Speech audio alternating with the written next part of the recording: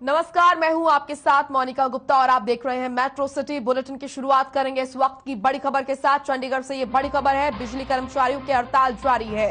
चंडीगढ़ में कई जगहों पर नहीं है बिजली। सोमवार रात से हड़ताल पर है बिजली कर्मचारी। बिजली विभाग में निजीकरण के खिलाफ हड़ताल कर रहे हैं। सेक्टर 17 में सैकड़ों कर्मचारी कर रहे हैं प्रदर्शन। बिजली कटने से लोग परेशान हैं, ट्रैफिक लाइट भी बंद है। सोमवार रात 12 बजे से जारी है हड़ताल। इस वक्त की बड़ी और अहम जानकारी आपके सामने चंडीगढ़ से, जहां बिजली कर्मचारियों की हड़ताल जारी है। दरअसल चंडीगढ़ में कई जगहों पर नहीं है बिजली। सोमवार रात से हड़ताल पर है बिजली कर्मचारी। बिजली विभाग के में निजीकरण के खिलाफ हड़ताल कर रहे हैं, अपना रोष व्यक्त कर रहे हैं। बिजली विभाग में निजीकरण के खिलाफ लगातार जो बिजली कर्मचारी हैं वो प्रदर्शन कर रहे हैं। सेक्टर 17 में सैकड़ों कर्मचारी कर रहे हैं प्रदर्शन। बिजली कटने से लोग परेशान हैं, ट्रैफिक लाइट भी बंद है। सोमवार रात 12 बजे से जारी है हड़ताल। इस वक्त की ये बड़ी और अहम खबर आपके सामने।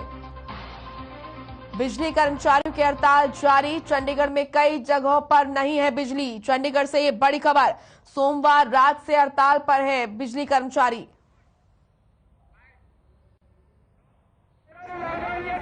हमारी जो बिजली की जत्थेबंदी यूटी पावर यूनियन है, काफी लंबे टाइम से हम इस प्राइवेट के खिलाफ जो है संघर्ष कर रहे हैं। जब से सरकार ने अभी बिजली का बिल जो है पार्लियामेंट में अमेंडमेंट नहीं हुआ है, वो पास भी नहीं हुआ है, उससे पहले ही सरकार चंडीगढ़ में भी और बाकी यूटी में जो है केंद्र सरकार के इशारे पर जो है जो प्राइवेटाइजेशन की जा रही है, उसके विरोध में पूरे देश में ये एजिटेशन चल रही है।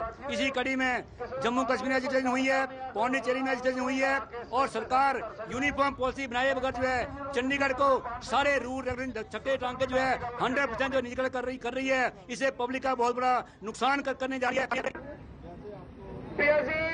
आप प्राइवेटाइजेशन करके कंपटीशन बढ़ा रहे हैं।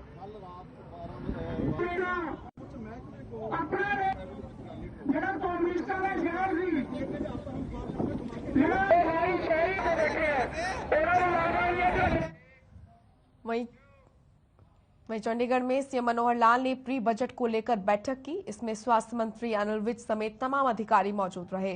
वहीं एम्स के डायरेक्टर डॉक्टर रणदीप गुलेरिया भी बैठक में शामिल हुए। सीएम मनोहर लाल ने कहा कि स्वास्थ्य सेवाओं से संबंधित प्राथमिकताओं पर आने वाले बजट में जोर दिया जाएगा ताकि प्रत्येक नागरिक को बेहतर स्वास्थ्य सेवाओं का लाभ मिल सके।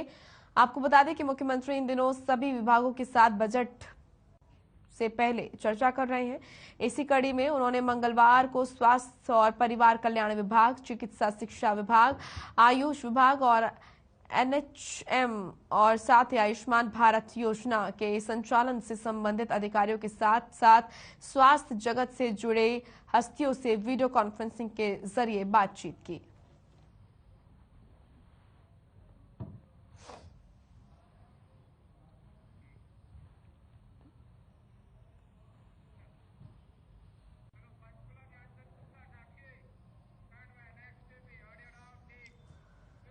'हरियाणा विधानसभा के अध्यक्ष ज्ञानचंद गुप्ता ने आज पंचकूला के पीडब्ल्यूडी रेस्ट हाउस में 7 सरोकारों को लेकर कई विभागों के साथ अहम बैठक की।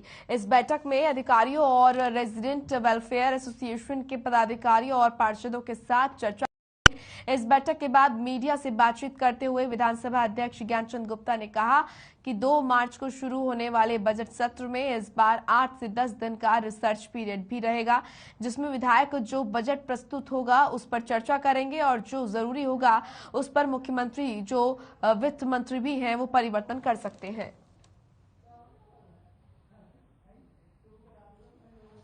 सोमवार हो 2 मार्च से हरियाणा विधानसभा का जो बजट सत्र है वो शुरू होने जा रहा है और उसके लिए विधायकों की तरफ से विभिन्न प्रश्न जो हैं वो आए हुए हैं, कॉल अटेंशन मोशन आए हैं, तो उनके ऊपर आने वाले सत्र के अंदर गंभीरता से हम विचार करेंगे। और अब की बार पहली बार जो रिसेस पीरियड है जो कभी लोकसभा में होता था या आजकल भी लोकसभा में होता है, हरियाणा प्रदेश में पहली बार 8 दिन का या 10 दिन का रिसेस पीरियड रहेगा, जिसके अंदर सभी विधायक जो बजट प्रस्तुत होगा उस बजट के ऊपर चर्चा करेंगे, अलग अलग सब्जेक्ट वाइज। नहीं सर, जैसे पंचकुला में HSVP की ग्रीन बेल्ट है सर, तो HS के लिए पर्टिकुलर काइंड ऑफ ट्रीज होते हैं। अंबाला पहुंचे डिप्टी सीएम दुष्यंत चौटाला ने बजट को लेकर अपनी बात कही। उन्होंने कहा कि सभी विभागों ने यहां पर बजटरी एस्टीमेट वित्त मंत्रालय को दे दिए हैं। डिप्टी सीएम ने कहा कि उन्हें उम्मीद है कि बजट आम जन के लिए सुविधाजनक और ई गवर्नेंस के मॉडल को मजबूत करने वाला होगा। अंबाला पहुंचे डिप्टी सीएम दुष्यंत चौटाला ने बजट को लेकर अपनी बात कही।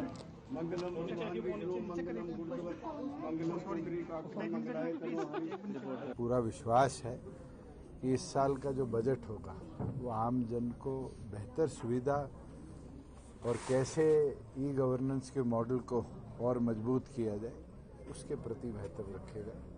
केंद्र के बजट ने भी डिजिटलाइजेशन का लाभ पूरी तौर पर उठाने का काम किया है और प्रदेश का बजट भी इस और एक नया कदम उठाता है।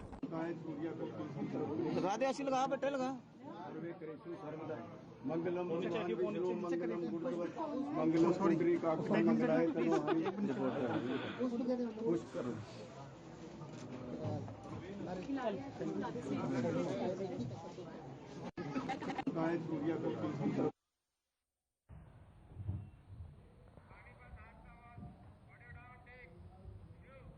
वहीं पानीपत के गांजबड़ रेलवे फाटक पर ट्रेन की चपेट में आने से एक 27 साल के युवक की मौत हो गई। घटना सोमवार देर रात की बताई जा रही है। मेरी जानकारी के मुताबिक युवक अजीत अपने घर से खेत जा रहा था, तभी वो ट्रेन की चपेट में आ गया। वहीं रेलवे पुलिस GRP ने पोस्टमार्टम करवाकर शव परिजनों को सौंप दिया है।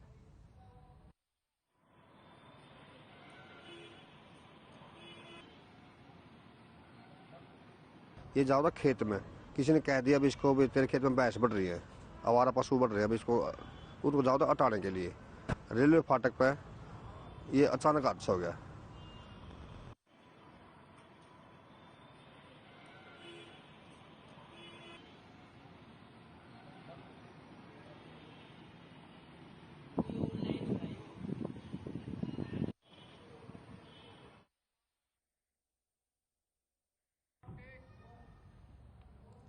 वहीं डेरा मुखी गुरमीत राम रहीम 7 फरवरी से फरलो पर हैं और गुरुग्राम में परिवार के साथ रह रहा है।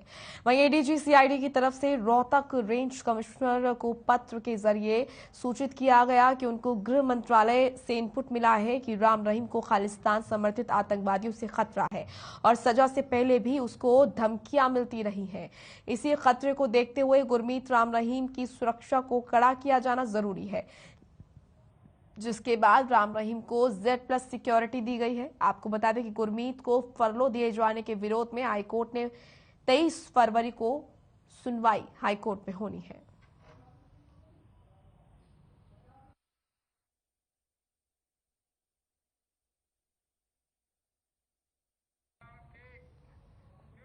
जनता को अब कलेक्टर रेट के हिसाब से 5% बढ़ा हुआ विकास शुल्क देना होगा। रिहायशी, व्यावसायिक और इंस्टीट्यूट के लिए भी कलेक्टर रेट का 5% विकास शुल्क तय किया गया है। इसी से नाराज लोगों और जनप्रतिनिधियों ने नगर परिषद बहादुरगढ़ के गेट पर धरना दिया और जमकर सरकार के खिलाफ नारेबाजी कर प्रदर्शन किया। लोगों का कहना है कि यही नहीं बल्कि लाल डोरे में भी ये विकास शुल्क लागू किया गया है। अब 500 रुपए प्रति वर्ग गज के हिसाब से विकास शुल्क भरना होगा। वहीं कमर्शियल पर कलेक्टर रेट का 5% वर्ग गज, यहाँ पर 5% प्रति वर्ग गज लगेगा।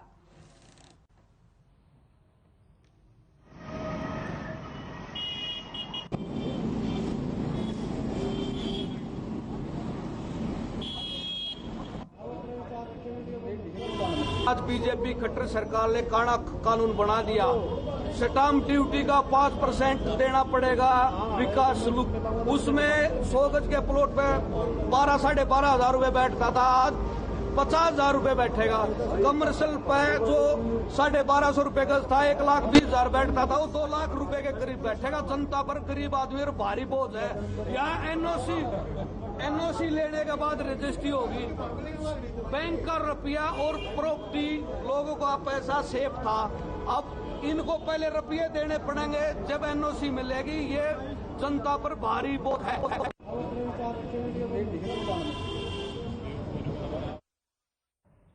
तो वहीं प्रदेश में आंगनबाड़ी कार्यकर्ताओं का प्रदर्शन लगातार जारी है। आज भी प्रदेश में कई जगहों पर ऐसी तस्वीरें सामने आई हैं जहां कार्यकर्ताओं ने प्रदर्शन किया। पहली आपको तस्वीरें हम दिखाते हैं अलग अलग जगहों की, जहां पर कार्यकर्ता जो हैं वो प्रदर्शन कर रहे हैं।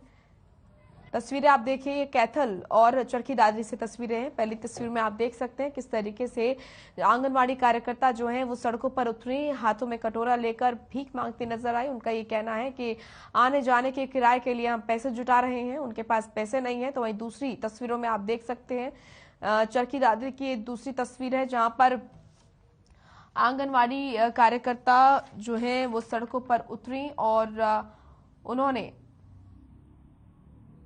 प्रशासन और शासन के खिलाफ नारेबाजी की।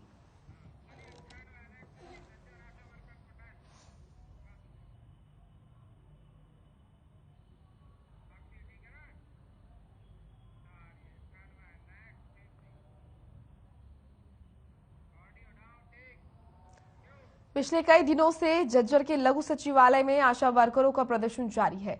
इस दौरान आशा वर्करों ने पुलिस अधीक्षक को ज्ञापन सौंपा और सरकार के खिलाफ जमकर नारेबाजी की। वहीं आशा वर्करों ने कहा कि स्वास्थ्य मंत्री अनिल विज ने उनसे वादा किया था कि फरवरी तक उनकी मांगों पर विचार करके मान लिया जाएगा, लेकिन आज तक कोई कार्रवाई अमल में नहीं लाई गई। इसलिए आशा वर्करों ने सरकार के खिलाफ अपना धरना प्रदर्शन तेज करने का निर्णय लिया है।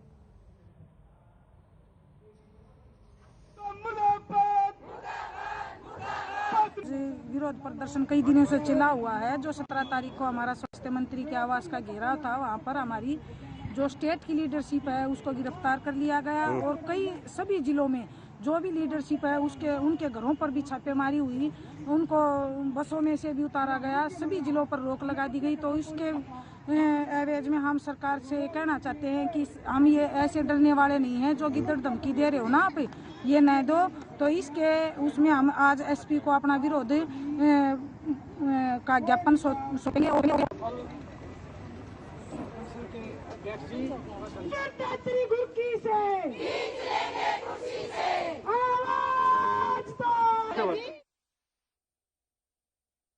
वहीं तो शाम के आलमपुर गांव के छात्रों ने बसों की कमी को लेकर जाम लगा दिया। ग्रामीणों और छात्र छात्राओं का कहना है कि पिछले करीब 8 महीने से गांव में सरकारी बसों की आवाजाही बिल्कुल न के बराबर है।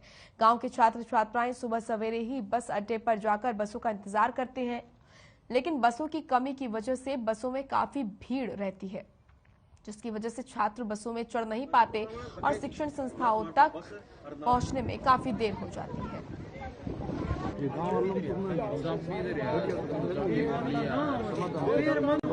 उनको कहा भाई आज तो हमारे पास तो बस है नहीं, एक ही 28 तारीख का है, 27 तारीख का वो है पशु मेला है, उसके बाद में हमारे पास ड्राइवर आ जाएंगे। आपको 2 तारीख को बस मिलेंगी, एक तो स्पेशल बच्चों के लिए मिलेंगी और जो आगे लोअर रुबैल की जो बस है वो आलमपुर का आया करके जाएंगे। तो उनके आश्वासन के बाद आपने खोल दिया? हाँ जी खोल दिया, हमको संतुष्ट हो गए हम।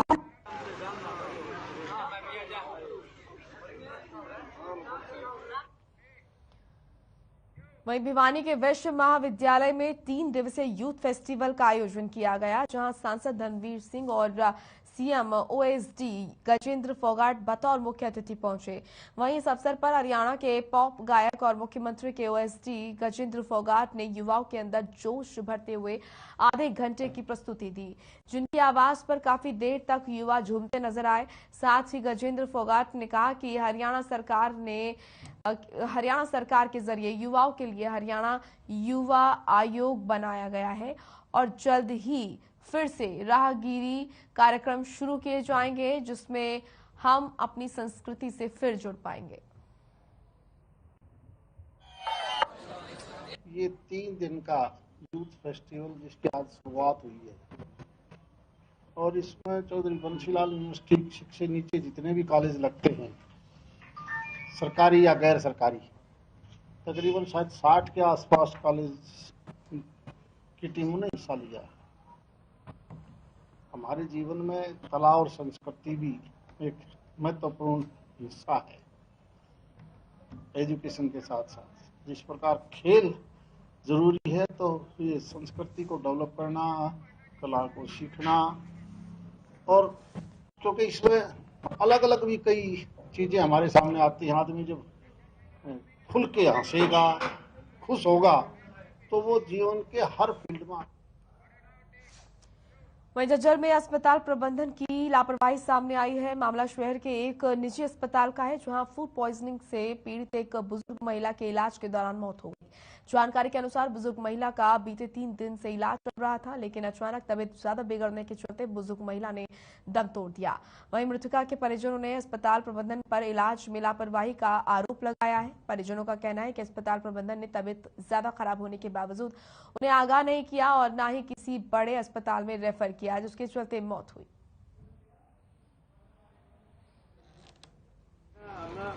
माँ एडमिट थी इसमें AAA हॉस्पिटल में 4 दिन से, और डॉक्टर लगातार सांत्वना देते रहे कि वो बिल्कुल ठीक है, लेकिन उसकी कंडीशन धीरे धीरे खराब होती जा रही थी। और जब वो बिल्कुल अपने लास्ट मोमेंट में आ गई, तब डॉक्टरों ने बोला इसकी कंडीशन खराब हो रही, इसको बाहर ले जाओ। जैसे ही मैंने उसको बाहर ले जाने के लिए गाड़ी बुलाई, तो उससे पहले वो दम तोड़ चुकी थी।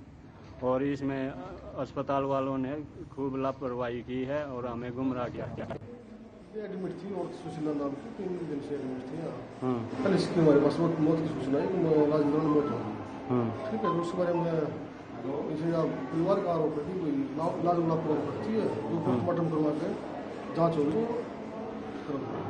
डॉक्टर के खिलाफ लिख के दिया, प्राइवेट डॉक्टर के खिलाफ नहीं, इसमें खाली पोस्टमार्टम का, पोस्टमार्टम के बाद जो भी रिजल्ट आएगा उसके अनुसार करवाएंगे। वहीं यमुनानगर में भ्रष्टाचार का मामला सामने आया है, जहां बिजली वितरण निगम के कई कर्मचारी विभाग की लाखों रुपए की राशि को फर्जी वाउचर तैयार करके हड़प रहे थे। वहीं XEN ने इस संबंध में बिलासपुर और यमुनानगर थाना में मामला दर्ज करवाए हैं। वहीं दूसरी तरफ पुलिस ने पानीपत के समालखा में इसी धोखाधड़ी को लेकर 8 फरवरी को दर्ज हुई एक FIR में यमुनानगर के बिलासपुर के XEN को गिरफ्तार कर लिया। फिलहाल जहां पुलिस मामले की जांच करेगी, वहीं बिजली निगम की ऑडिट टीम भी इस सारे मामले की गहराई से जांच करवाएगी।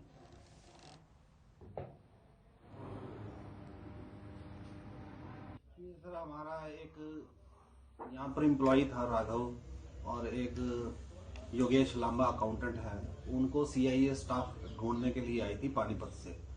एक्चुअली तो ये संभालका के अंदर से केस दर्ज हुआ था थाने के अंदर। वहाँ किसी एम्प्लॉय के खाते में पैसे चले गए थे, और उससे 2 आदमी उससे वो पैसे वापस लेके चले गए।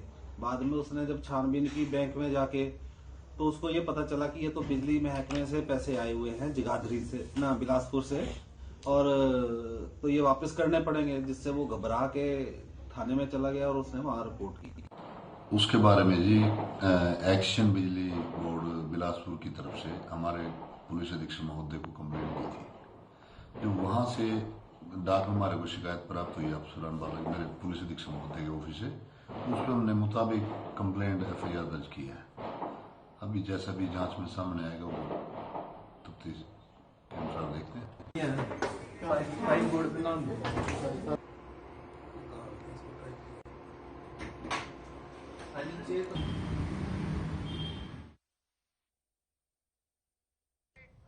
वहीं करनाल के घरौंडा थाने में खाकी दागदार हुई। खाकी पर कलंक लगाने वाला कोई और नहीं बल्कि थाने का ही एक होमगार्ड है। आपको बता दें कि महिला किसी मामले में शिकायत लेकर थाने पहुंची थी। उसी वक्त महिला के साथ होमगार्ड ने दुष्कर्म किया। पीड़िता ने घरौंडा DSP को आरोपी के खिलाफ कार्रवाई की गुहार लगाई। वहीं DSP ने महिला को मेडिकल के लिए भेज दिया है और पुलिस ने आरोपी होमगार्ड के खिलाफ मामला दर्ज कर जांच शुरू कर दी है।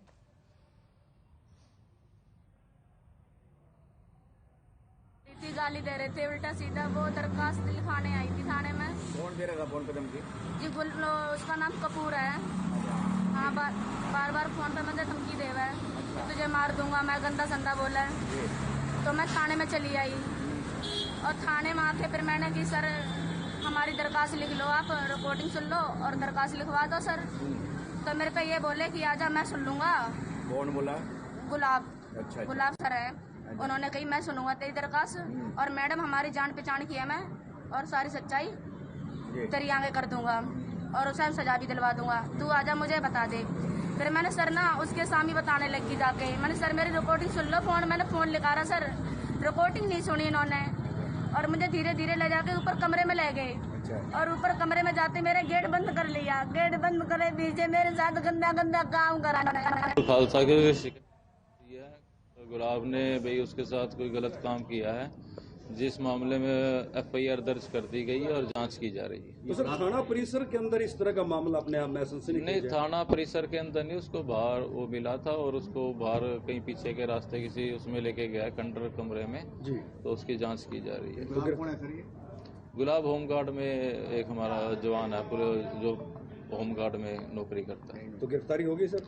नहीं, अभी गिरफ्तारी नहीं हुई है, इसका मेडिकल करवाया जा रहा है और जांच की जा रही है, जल्दी उसको हिरासत में लिया जाएगा। तो सर महिला का ये आरोप है कि 2 बजे से यहाँ मेडिकल के लिए गुहार लगवा रही है लेकिन नहीं कार्रवाई। नहीं, मेडिकल FIR दर्ज अभी जैसे ही आई है FIR दर्ज कर दी गई है और अभी उसको मेडिकल के लिए लेके जाया जा रहा है।